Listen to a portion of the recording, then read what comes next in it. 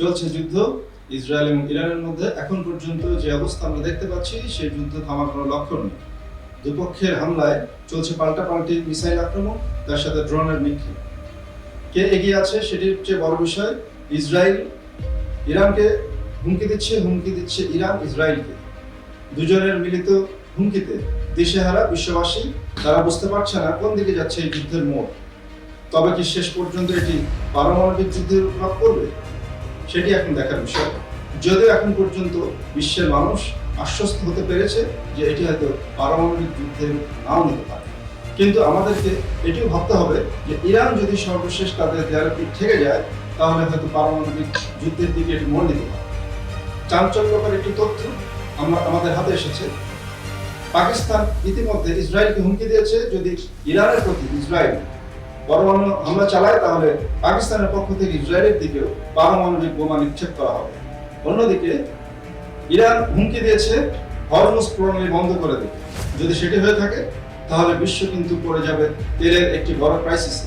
বিশ্ববাজারে তেলের ঊর্ধ্বগতি দেখা দেবে। এর প্রভাব পড়বে দক্ষিণ এশিয়া সহ সমগ্র বিশ্বে। সুতরাং হরমুজ প্রণালী যদি ইরান বন্ধ করে, তাহলে সেটি সকল অর্থনৈতিক একটি চাবিকাঠির উপরে হুমকি হয়ে দাঁড়াবে। গতকাল রাতে ইরান থেকে বিভিন্নভাবে ক্ষেপণাস্ত্র নিক্ষেপ করা হয়েছে ইসরায়েলের দিকে। এদিকে আমরা জানতে পেরেছি ইসরায়েলের প্রধানমন্ত্রী নেতানিয়াহুর বাড়ির দিকেও 50টির মতো মিসাইল আক্রমণ করা হয়েছে ইরানের পক্ষ থেকে। যদিও সেটি তার বাড়িতে আঘাত না হলেও তার বাড়ির আশেপাশে গিয়ে পড়েছে। এদিকে আরো একটি খবর চাওয়া হয়েছে, ইরানের থেকে বলা হচ্ছে যে তারা কোনো যুদ্ধবিরতি চায় না। যুদ্ধবিরতির যদি প্রস্তাব আসে, তাহলে সেটি নাকচ করা হবে। ইতিমধ্যে মধ্যপ্রাচ্যের দুটি দেশ কাতার এবং ওমান এই মধ্যস্থতাকারীর ভূমিকায় অবতীর্ণ হয়েছে। যদিও ইরান থেকে বলা হয়েছে যে যতক্ষণ পর্যন্ত ইসরায়েলের এই হামলার প্রতিশোধ না নেওয়া হবে, ততক্ষণ পর্যন্ত এই হামলা অব্যাহত থাকবে ইরানের পক্ষ থেকে। কোনো যুদ্ধবিরতির প্রস্তাব তারা রাখবে না, সেটিকে প্রত্যাখ্যান করা হবে।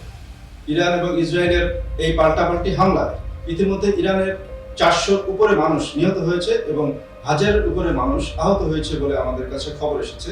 এদিকে ইসরায়েলের পক্ষ থেকেও জানানো হয়েছে যে তাদের অনেক মানুষ হতাহত হয়েছে।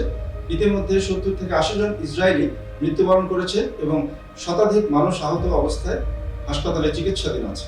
ইসরায়েলের বন্দর নগরী হাইফাতে গতকালকে ইরান যে হামলা চালিয়েছিল, সেই হামলায় হাইফের তেল শোধনাগার ব্যাপকভাবে ক্ষতিগ্রস্ত হয়েছে। আমরা জানি যে সেই তেল শোধনাগার থেকে প্রতিদিন 2 লক্ষ ব্যারেল তেল পরিশোধন করা হতো, যেটি এখন করা সম্ভব হচ্ছে না, যার ফলে ইসরায়েলের অর্থনৈতিকভাবে বেশ ক্ষতির সম্মুখীন হচ্ছে। যুদ্ধবিরতির প্রসঙ্গে ইরান বারবার বলে আসছে, যতক্ষণ পর্যন্ত তারা প্রতিশোধ না নিতে পারে, ততক্ষণ পর্যন্ত এই যুদ্ধ বন্ধ হবে না। এর জন্য ইসরায়েলকে চরম মূল্য দিতে হবে। সেই মূল্য কোথায় গিয়ে দাঁড়ায় সেটি দেখার বিষয়। এই যুদ্ধ আর কতদিন চলে সেটি দেখার বিষয়।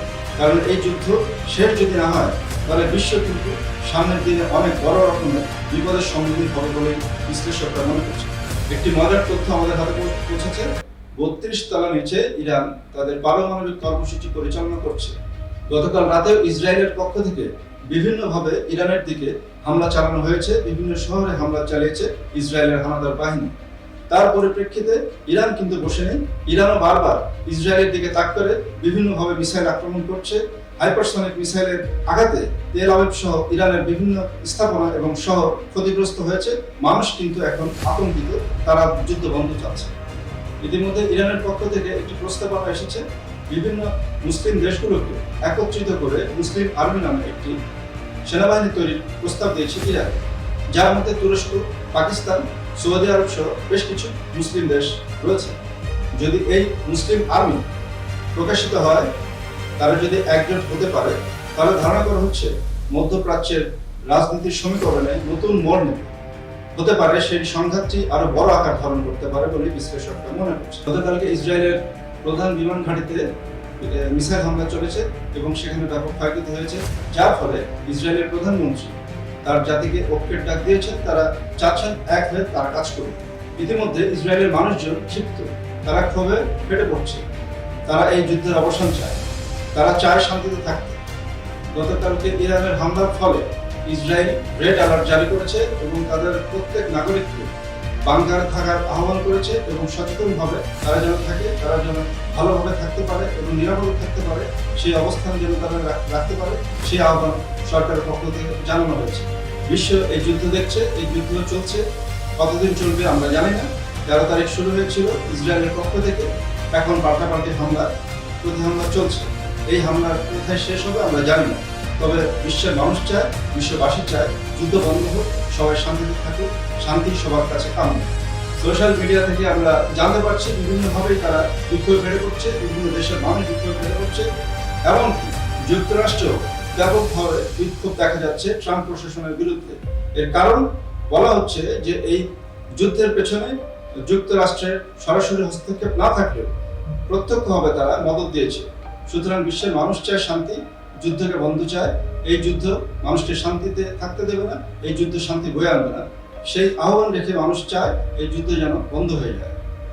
প্রতি মুহূর্তের আপডেট জানতে আমাদের সাথেই থাকুন, আমার মনের সাথে।